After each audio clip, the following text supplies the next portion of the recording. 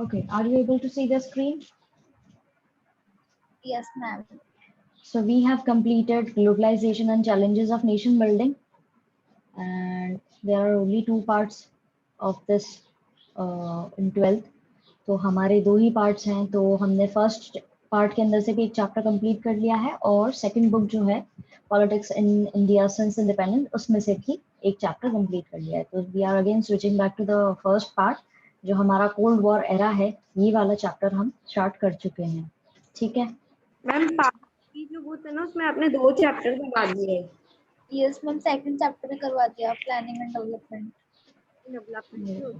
अरे यस, हाँ, planning and development भी हमने कंप्लीट कर लिया है। I forgot to mark this chapter, no worries, here we go.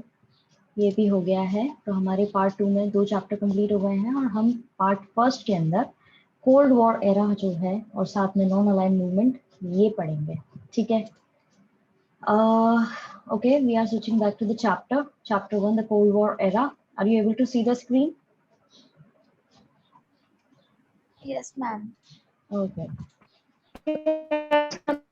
Chapter complete कर लिया था, स्टार्ट कर दिया था, और हमने सबसे पहले जो ये टॉपिक था क्यूबन मिसाइल क्राइसिस ये पढ़ा था, because it has been a long run कि हमने काफ़ी समय तक ये चीज़ अभी वापस से नहीं टच करी है। आपके समर वेकेशन थे, so I am going to give you a quick recap of it. ठीक है, मैं आपको दोबारा से इसका रिकैप दे देती हूँ कि इसके अंदर था क्या। So before going to that, I'm going to show you a picture. Are you able to see the screen? Yes ma'am. ये सिमिलर इमेज जो है आपके बुक के अंदर भी दे रखी है, बट ये इतने अच्छे से विजिबल नहीं है। तो ये क्यूबन मिसाइल जो है उसका क्या क्राइसिस हुआ था वो मैं पहले आपको इस वाली इमेज से बता देती हूँ। बेसिकली यहाँ पर आप देख सकते हो कि ये एक आइलैंड है, छोटा सा क्यूबा। ठीक है, यहाँ पर मिसाइल लगाई गई थी। ठीक है, जो पूरी तरीके से डायरेक्टेड थी किसकी तरफ? यूएसए की तरफ।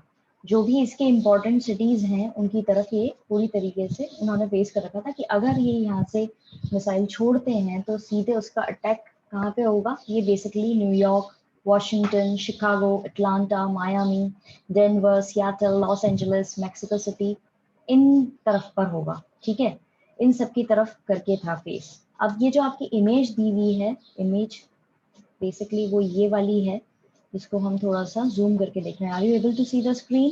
देख पा रहे हैं आप लोग? Yes ma'am. तो ये छोटा सा आइलैंड है क्यूबा Yes, का। ma'am. ठीक है, जहाँ पर मिसाइल लगाई गई थी और ये फेस कर रहा था ये अमेरिका की साइड को।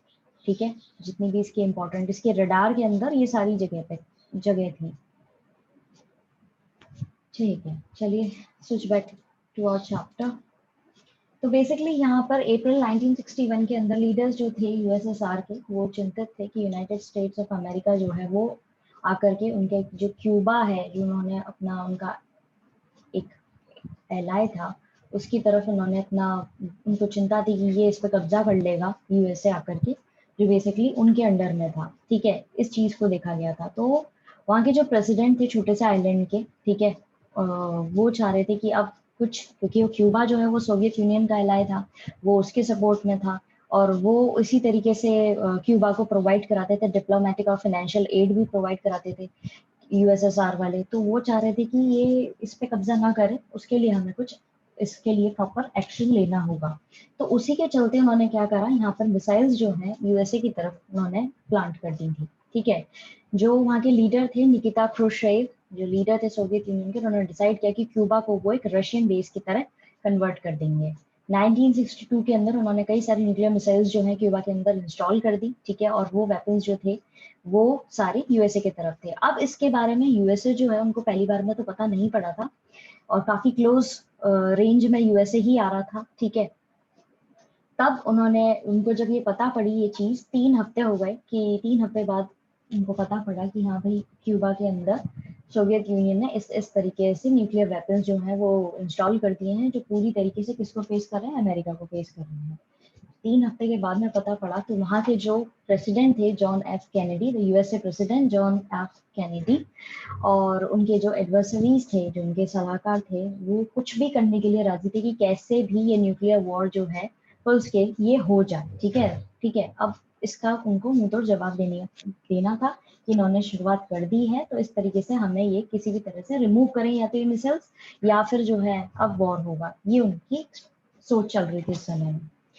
अब मिसाइल्स हटाना, ठीक है, अब न्यूक्लियर वेपन्स हटाना उनका मेन वो रहा था, क्योंकि कोई भी नहीं चाहता है कि न्यूक्लियर वॉर हो, क्योंकि ऐसा नहीं होता है। आगे जाके आप इसी चैप्टर के अंदर पढ़ोगे तब आपको पता पड़ेगा कि न्यूक्लियर वॉर करना इज नॉट इजी। और उस जमाने में जो ये दो सुपर पावर्स हो रही थी, उन दोनों के पास में इतने अच्छे अमाउंट में न्यूक्लियर वेपन्स थे कि कोई भी पीछे नहीं हट सकता था कि एक अगर किसी पे वॉर मतलब अपने वेपन्स का इस्तेमाल करे तो वहां पर नुकसान नहीं होगा और वो पीछे हट जाएगा या वो उसको दबा सकता है, ऐसा नहीं था। दोनों के पास में एबेंडेंट अमाउंट में वेपन्स थे।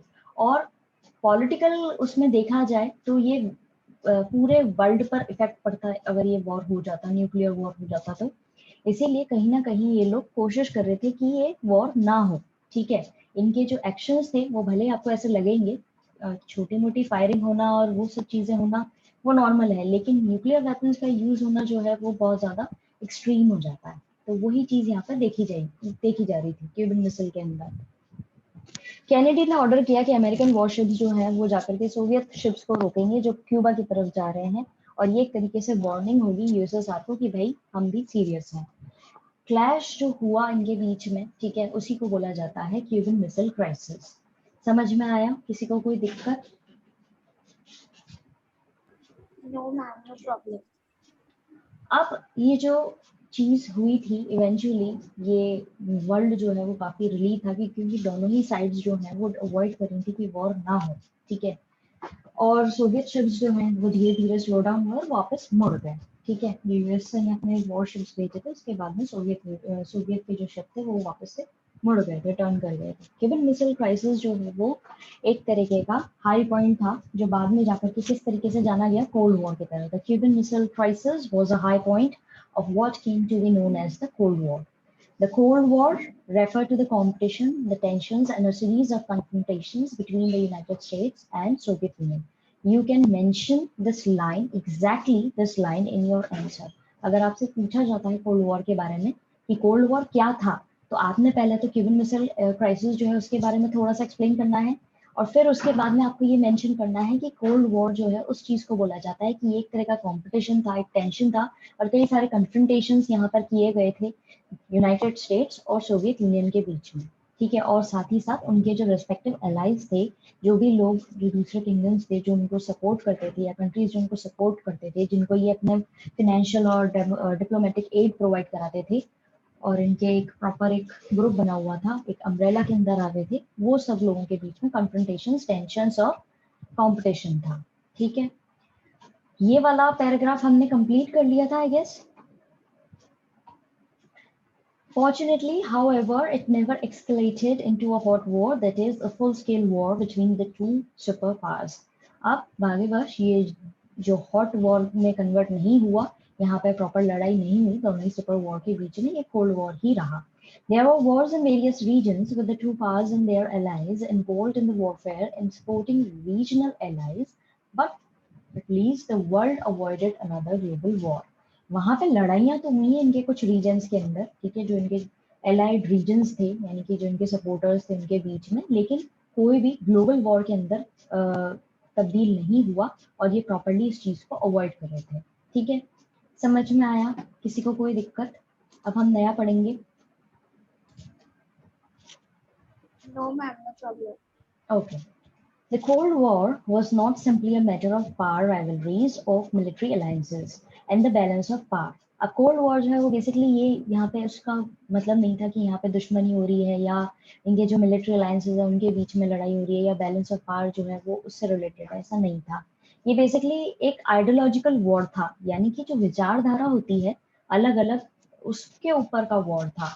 अब क्योंकि यहाँ पे दो सुपर पावर्स हुआ कर रही थी, ठीक है, एक तो था हमारा यूएस और दूसरा था हमारा यूएसएसआर, तो इनकी खुद की कुछ आइडियोलॉजी थी, विचारधारा थी, जिसपे ये लोग काम करते थे, वर्क करते थे, ठीक है, और चाहते थे कि बाकी लोग जो है वो भी इसी चीज पे काम करें। अब इनके जो एलाइड लोग थे, जो इनके सपोर्टर्स थे या कंट्रीज जो इनसे मदद ले रहे थे या इनके अंडर में आ रहे थे, वो भी इन्हीं के आइडियोलॉजी को लेकर के चलते थे। तो ये उसका वॉर था। These were accompanied by a real ideological conflict as well, a difference over the best and the most appropriate way of organizing political, economic, social life all over the world. यही चीज यहाँ पे बोली गई है कि अब आइडियोलॉजी, अब ठीक है, अब आप सोच रहे होंगे कि भाई विचारधारा अलग थी तो उनसे इनको आपस में क्या मतलब है, क्यों लड़ रहे हैं ये आपस में। अब वो अपनी विचारधारा अलग लेकर के काम कर रहे हैं, उनकी सोच अलग है, इनकी सोच अलग है, तो सिंपली ये इस पर बैठ करके अपने अपने तरीके से वो कर सकते हैं, रूल कर सकते हैं, काम कर सकते हैं। तो फिर इनके बीच में लड़ाई क्यों थी, कन्फ्लिक्ट क्यों था? इनका कन्फ्लिक्ट बेसिकली इस चीज के लिए था, ये जो यहाँ पे लाइन लिखी हुई है उसको समझो अच्छे से, कि भाई कौन सा बेस्ट और सबसे अच्छा तरीका है पूरे वर्ल्ड को हम इस तरीके से ऑर्गेनाइज करें कि वो राजनीतिक, आर्थिक और सामाजिक तरह से उनका जो लोगों का जीवन है वो इतने अच्छे से काम करे कि उन सबको फायदा मिले इन तीनों ही स्ट्रीम के अंदर। ये यहाँ पे इनका पॉइंट था। अब यूएसए जो था वो अपनी अलग आइडियोलॉजी लेके चल रहा था, लिबरल डेमोक्रेसी और कैपिटलिज्म वाली, यानी कि डेमोक्रेसी के अंदर काम करना चाहिए। Democracy, all know about democracy, क्या होती है डेमोक्रेसी, कि कैसे लोगों को जनतंत्र हमें प्रोवाइड कराना है, कैसे उनके हित में काम करना है। और कैपिटलिज्म, कैपिटलिज्म यानी कि प्राइवेटाइजेशन जो होता है, जो हमने 11th क्लास के अंदर पढ़ा था, कि बेसिकली उस चीज पे ये लोग काम कर रहे थे। ठीक है, ये यूएसए वाले वो इस चीज को ही रिप्रेजेंट करते थे, और इनके जितने भी ईस्टर्न अलायंस थे वो भी इसी चीज को लेकर के चलते थे। और दूसरी तरफ सोवियत यूनियन जो था वो बेसिकली चलता था आइडियोलॉजी ऑफ सोशलिज्म को लेकर के और कम्युनिज्म को लेकर के। सोशलिज्म के अंदर सारे प्राइवेटाइजेशन को इम्पोर्टेंस ना देकर के पब्लिक सेक्टर को इम्पोर्टेंस दी जाती है, कि भाई गवर्नमेंट स्कूल्स खुलें, गवर्नमेंट आपके ऑफिसेस खुलें, गवर्नमेंट सेक्टर जो है उसको ज़्यादा इंपॉर्टेंस दी जाए, वही सारी चीज़ सेटअप करे और उसी हिसाब से पूरे चीज़ें काम की जाए। और कम्युनिज्म, कम्युनिज्म एज इन की वन पार्टी रूल जो होता है, कम्युनिस्ट पार्टी जो है वो ही रूल करे। और यहाँ पे दूसरी तरफ यूएसए के अंदर क्या था, लिबरल डेमोक्रेसी थी, कि जिसको भी वोट देना है जनतंत्र के हिसाब से इलेक्शन कराए जाएं, और फिर उसके बाद में अपने रिप्रेजेंटेटिव्स को चुन करके जब इलेक्शन करवाए जा रहे हैं तो फिर उसके अंदर वो रूल करें और उस अकॉर्डिंग चलें। तो वो चीज ये विश्वास नहीं रखते थे, मोर देन टू पार्टीज वाले कॉन्सेप्ट या टू पार्टीज वाले कॉन्सेप्ट में यूएसएसआर वाले नहीं करते। तो इसीलिए मेन रीजन एक ये था, यही आइडियोलॉजिकल कन्फ्लिक्ट जो है वो देखा जाता था दोनों को लेकर के, कि हम सही कि तुम सही। ठीक है, समझ में आया? Yes, ma'am. Okay. So, the Western Alliance, headed by the US, represented by the ideology of liberal democracy and the capitalism, while the Eastern Alliance, headed by the Soviet Union, was committed to the ideology of socialism and communism. इसीलिए Western Alliance जो था, जो USA के द्वारा चलाया जा रहा था, वो डेमोक्रेसी और कैपिटलिज्म में विश्वास करता था। और जो ईस्टर्न अलायंस था, यानी ईस्ट की साइड की, जो वेस्ट और ईस्ट दो साइड हो गई, जो ईस्टर्न अलायंस था वो हेड किया जा रहा था सोवियत यूनियन के द्वारा, और वो बेसिकली बिलीव करते थे सोशलिज्म और कम्युनिज्म में। You have already studied these ideologies in class 11th, आपने ये पहले ही आइडियोलॉजीज जो है क्लास 11th के अंदर पढ़ ली है। अब what is the cold war? अब कोल्ड वॉर जो है वो बेसिकली था क्या? The end of the Second World War is a landmark in the contemporary world politics. अब जब ये सेकेंड वर्ल्ड वॉर खत्म हुआ था तो वो अपने आप में एक तरह का लैंडमार्क बन के रह गया था हमारी कंटेम्प्रेरी वर्ल्ड पॉलिटिक्स के अंदर। 1945 के अंदर अलाइड फोर्सेस जो थी, जो यूएसए की थी और सोवियत यूनियन की थी, जैसे कि ब्रिटेन एंड फ्रांस, उन्होंने एक्सिस पावर्स जो थी उनको हराया था, जो कि थी जर्मनी, इटली और जापान। और इसके जब इन्होंने इसको हराया तब जाकर के हमारा जो सेकेंड वर्ल्ड वॉर है वो एंड हुआ था, जो चला था 1939 से 1945। ये जो यहाँ पे आपको ईयर्स दे रखे हैं ये आपको प्रॉपरली याद होने चाहिए। ठीक है, आपके मल्टीपल क्वेश्चंस जो होते हैं, एमसीक्यूज जो होते हैं, उसके अंदर भी आपके आ सकता है कि भाई कौन से साल में वर्ल्ड वॉर फर्स्ट हुआ और कौन से साल तक वो चला, या कौन से साल में सेकेंड वर्ल्ड वॉर हुआ और वो कब से कब तक चला। तो ये चीज आपको याद रखनी है। अभी इसमें नीचे फर्स्ट वर्ल्ड वॉर का टाइम भी आपको दिया हुआ है, जो हुआ था 1914 से 1918 4 साल चला था। ठीक है, और दूसरा वाला जो था वो चला था 1939 से 45 तक। अब ये यहाँ पे जब इन्होंने को हरा दिया, उसके बारे में आगे जाके आप पढ़ोगे कि किस तरह इन्होंने कैसे इस चीज को इन्होंने रोका, कैसे वर्ल्ड वॉर सेकेंड को इन्होंने बंद किया या हरा करके इन्होंने कैसे स्टॉप किया। उसके अंदर भी कई सारी चीजें, कंट्रोवर्सीज भी कई सारी आपको देखने को मिलेंगी। The war had involved almost all the major powers of the world and spread out to the regions outside Europe, including Southeast Asia, China, Burma, now Myanmar and parts of India's north east. अब जो second world war था उसके अंदर almost सारी ही major parts जो थी वो involve थी, और कई सारे रीजन्स जो थे यूरोप से बाहर के भी उसके अंदर इंक्लूड हो गए थे, जैसे कि Asia, south east Asia, China, Burma जो कि म्यांमार के नाम से जाना जाता है, और कुछ हिस्सा इंडिया के नॉर्थ ईस्ट का, वो भी इसके अंदर इन्वॉल्व था। The war devastated the world in terms of the loss of human lives and civilian property। अब ये जो लड़ाई हुई थी उससे दुनिया के अंदर काफी ज्यादा लोग मारे गए थे और काफी ज्यादा सिविलियन प्रॉपर्टी जो है वो भी खराब हुई थी। The First World War had earlier shaken the world between 1914 and 1918। और जो पहला वर्ल्ड वॉर था उसने भी काफी ज्यादा हिला दिया था वर्ल्ड को 1914 से 1918 के अंदर, वैसे ही सेकेंड वर्ल्ड वॉर ने भी काफी हिला दिया था। इस पैराग्राफ में किसी को कोई दिक्कत? No ma'am. No ma'am.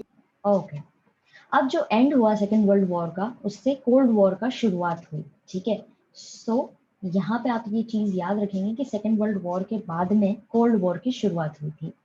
अब वर्ल्ड वॉर जो है वो तो एंड हो गया था, लेकिन उसके बाद में ये एंड कैसे हुआ था, जब यूएसए ने 2 एटॉमिक बॉम्ब जो है जापानीज सिटीज हिरोशिमा और नागासाकी उस पर गिरा दिए थे, तब जो है उससे बोला जाता है कि उन्होंने जापान में सरेंडर किया और ये वर्ल्ड वॉर सेकेंड जो है ये खत्म हुआ, ये माना जाता है। लेकिन इसके पीछे की भी कई कंट्रोवर्सीज ऐसी हैं कि जब यूएसए ने ये जब गिरा दिए थे बॉम्ब, जब यूएसए ने बॉम्ब गिरा दिए थे और उसके बाद में आपको आज भी बताया कि उसके जो आफ्टर इफेक्ट्स हैं वो आज भी देखने को मिलते हैं। उसके बाद में काफ़ी ज़्यादा खतरनाक बीमारियां जो हैं वो फैली हैं, पूरे वर्ल्ड में फैली हैं, और साथ ही साथ उसके इफेक्ट्स आज भी देखने को मिलते हैं और वहाँ के कुछ सीरियस प्रॉब्लम्स जो हैं वो क्रिएट हुई थी।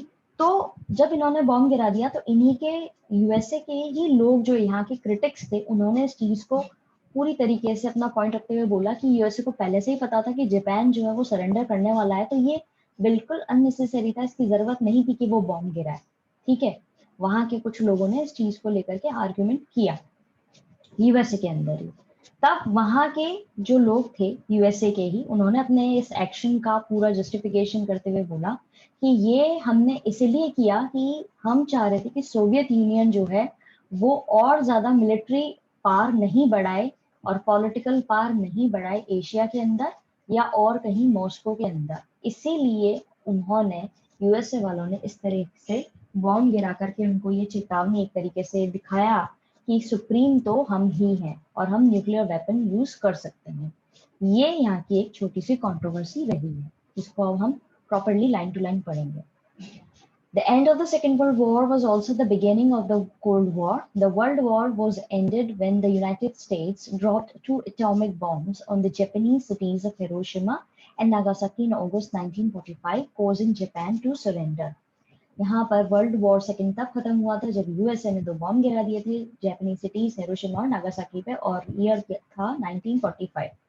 ठीक है, जिससे जापान को सरेंडर करना पड़ा। Critics of the US decision to drop the bombs have argued that the USA knew that Japan was about to surrender and that it was unnecessary to drop the bombs। अब critics जो हैं उन्होंने बोला USA के decision पे कि भाई तुमने बॉम्ब गिरा के गलती करी, जब तुम्हें पहले ही पता था, यूएसए वालों को जब पहले ही पता था कि जापान पहले से ही सरेंडर करने वाला है, तो बॉम्ब गिरा करके फालतू में इतना क्यों डिजास्टर इतना ज्यादा किया वहां पर, वो चीज उन्होंने रखी। They suggested that the US action was intended to stop the Soviet Union from making military and political gains in Asia and elsewhere and to show Moscow that the United States was supreme।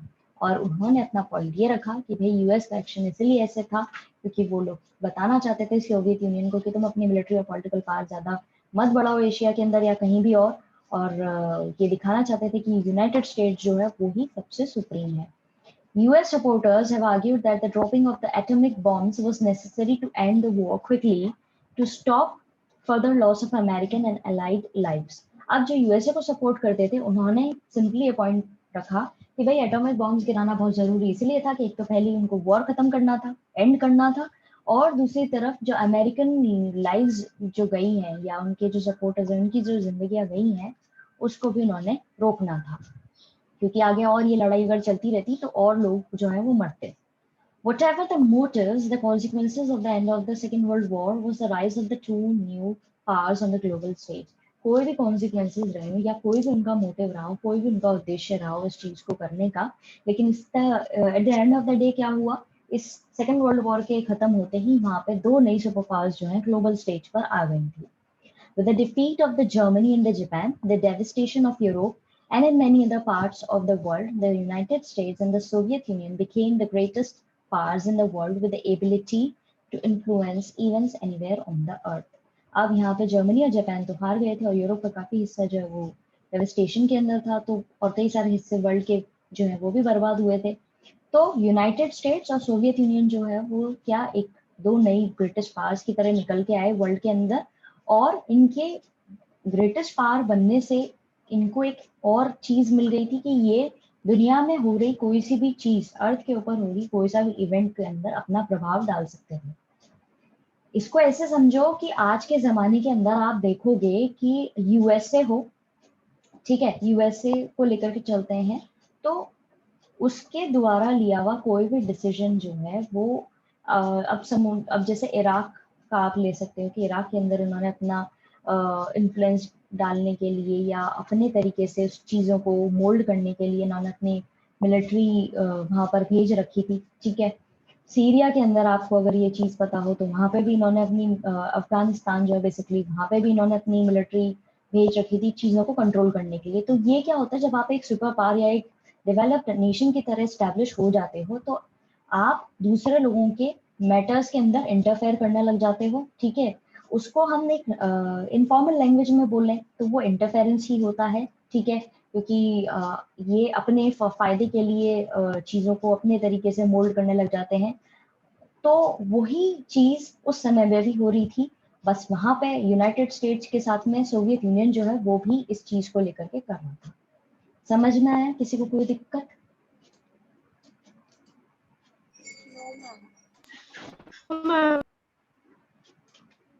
Okay, तो हमने यहाँ तक पढ़ लिया है and we don't have much time, तो आप लोग इसको बैठकर पढ़िएगा. और साथ ही साथ मैं आपको ये जो यहाँ पे फोटोग्राफ्स दे रखी हैं उसके बारे में बता देती हूँ. ये पिक्चर्स जो हैं जो डिस्ट्रक्शन हुआ था जब यूएसए में हिरोशिमा और नागासाकी पे बॉम्ब गिराए थे, एटॉमिक बॉम्ब गिराए थे, उसके बाद की यहाँ पे ये पिक्चर्स दिखाई गई कि किस तरीके से किस एक ह्यूज लेवल पर यहाँ पर डिस्ट्रक्शन हुआ है, ठीक है. और उसके बाद में वापस से इन चीज़ों को रिबिल्ड करना अपने आप में बहुत ही इम्पॉसिबल टास्क था. Even though they did that after some time, उन्होंने कर लिया इम्प्रूव, लेकिन बहुत ज़्यादा त्रासदी एक तरीके से हुई थी, बर्बादी बहुत ज़्यादा हुई थी और काफ़ी ज़्यादा लोग मारे गए थे, ठीक है. सो इन पिक्चर्स के साथ में ही आपको एक छोटा सा पैराग्राफ दे रखा है. You have to study this as a homework. Okay, clear है?